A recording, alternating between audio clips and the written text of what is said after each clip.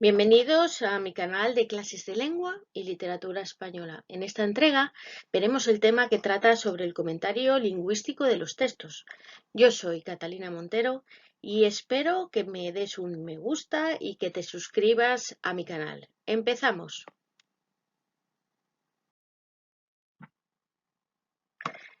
La comprensión global de un texto se produce cuando interpretamos sus características lingüísticas en el contexto.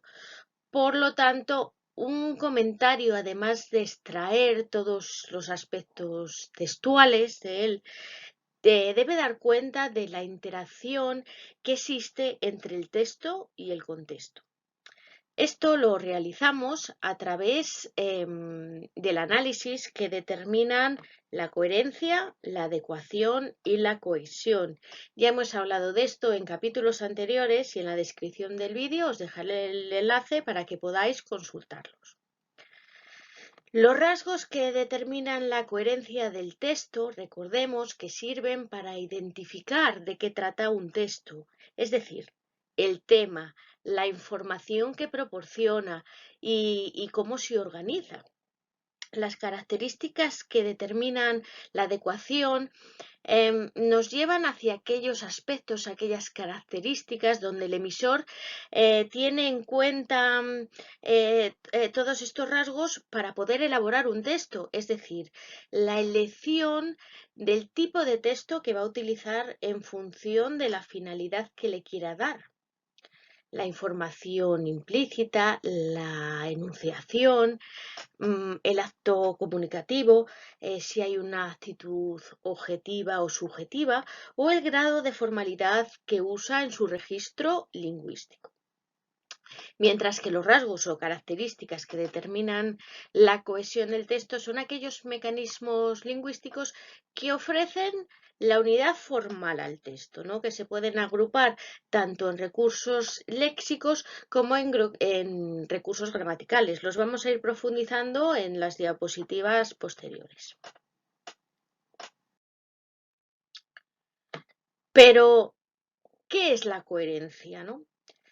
Pues a lo mejor podemos decir que la coherencia del texto se pone de manifiesto cuando el receptor es capaz de explicitar el tema que se aborda y de poder elaborar correctamente el resumen que contenga todas las ideas principales, ¿no?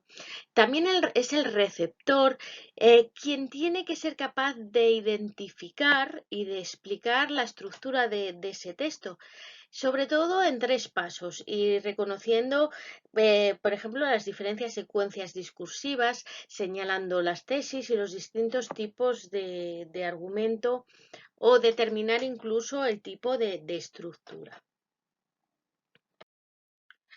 La adecuación, como hemos dicho anteriormente, permite relacionar los elementos lingüísticos del texto con el contexto en el que se sitúan.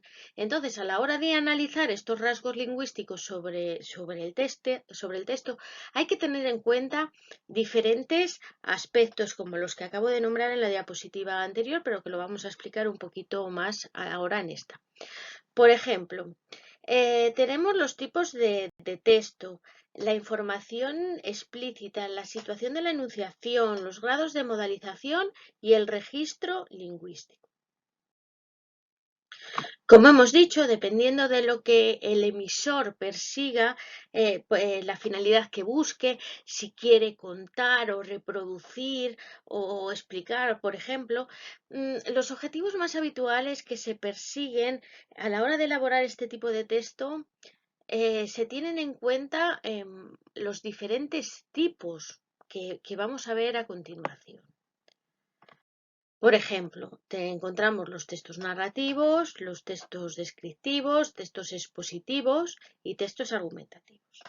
Los textos narrativos, pues donde se relatan los sucesos acaecidos a unos personajes que se ubican en un tiempo y en un lugar determinados. Los descriptivos, los que reproducen una parte de la realidad, centrándose sobre todo en los elementos compositivos.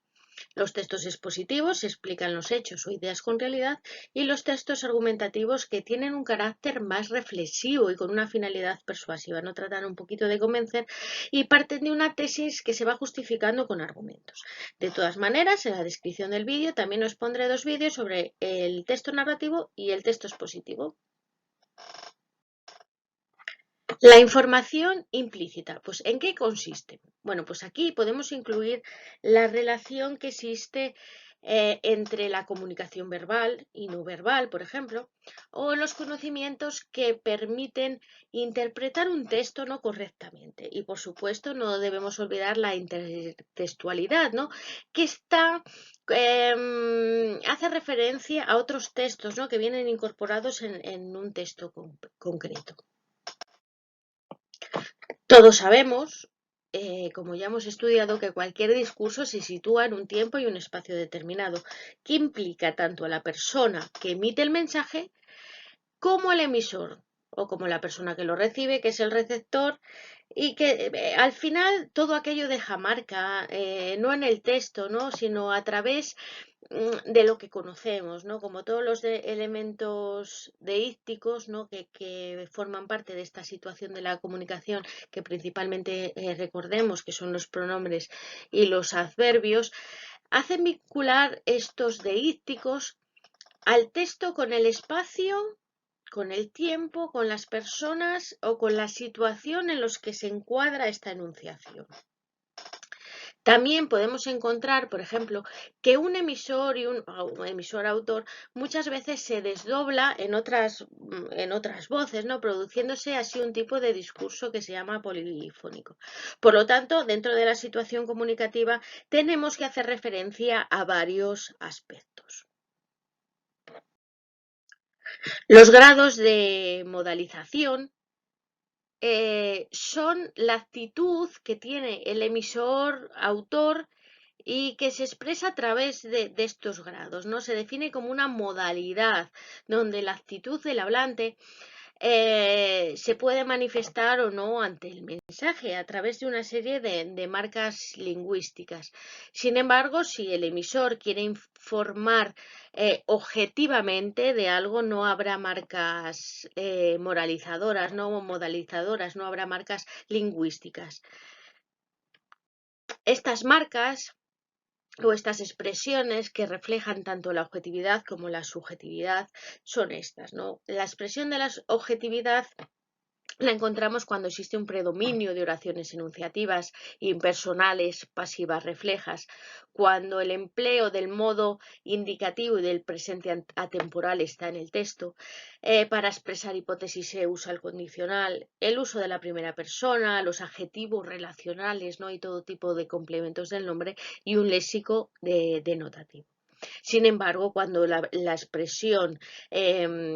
cuando el autor quiere dar ese grado de subjetividad, pues encontramos expresiones como enunciativas, desiderativas, interrogativas. Hay una personalización del discurso, ¿no? Con las formas de la primera persona. Además, encontramos léxico valorativo, que incluye sustantivos y adjetivos, tanto de carácter afectivo como ideológico. Encontramos adverbios, expresiones de dudas, recursos, cambios de registro constantes, etc. El registro lingüístico, como hemos dicho anteriormente, es la elección, ¿no? O el cambio de registro en los conocimientos que tiene el usuario, ¿no? Que tiene sobre la lengua. Normalmente nos solemos mover con bastante soltura, con bastante facilidad en el uso coloquial, pero no sucede lo mismo con el registro culto. Por otra parte, tendremos que decir que la elección de un registro puede ser una marca de subjetividad, ¿no? Donde el emisor usa, por ejemplo, con el objetivo de poder conectar más fácilmente con el receptor. En este cuadro vemos las características principales de diferentes tipos de registro, desde el culto, estándar, coloquial hasta el vulgar. En el culto y en el estándar encontramos que el conocimiento de la norma existe y la pronunciación es correcta.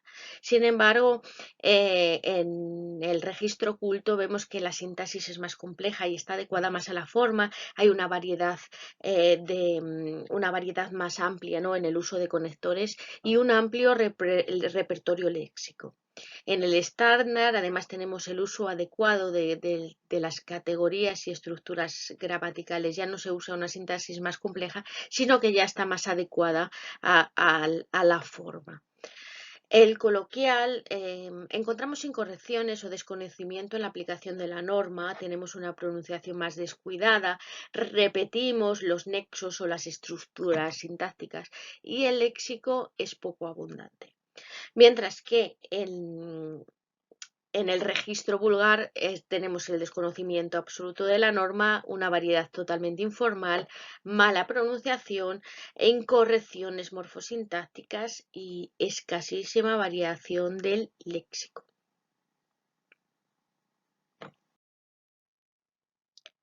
La cohesión, otro apartado que ya habíamos introducido anteriormente, es una propiedad que se refiere a los elementos que permiten establecer las relaciones entre las partes del discurso, ¿no?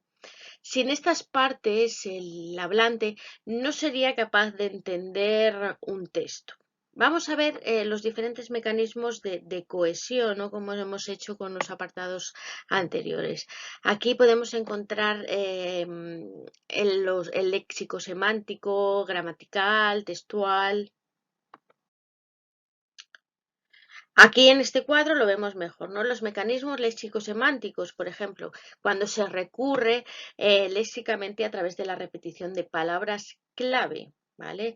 También podemos ver una sustitución léxica a través del uso de sinónimos, hiperónimos, con el empleo de otras palabras que pertenecen a la misma familia.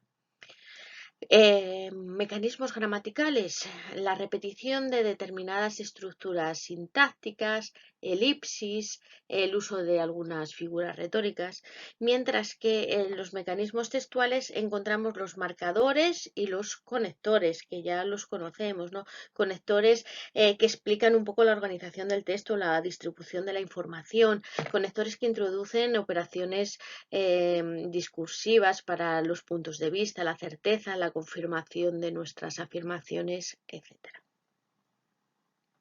Extraído de un libro que pertenece a segundo de bachillerato, quedaría coherencia, tema, resumen, estructura, análisis y explicación de los elementos lingüísticos en relación con el contexto, los tipos de texto, la información implícita, situación de la enunciación, grados de modalización y registro lingüístico.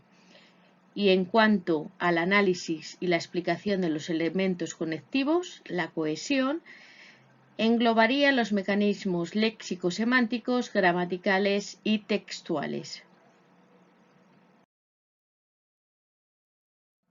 Y hasta aquí el vídeo de hoy. Recuerda que puedes encontrarme en Facebook, en el grupo anónimo Clases de Lengua y Literatura Española, donde más profesores colaboran con esta página. Y no olvides suscribirte a mi canal si no lo has hecho todavía. Y dame un me gusta, dame un like. Hasta pronto.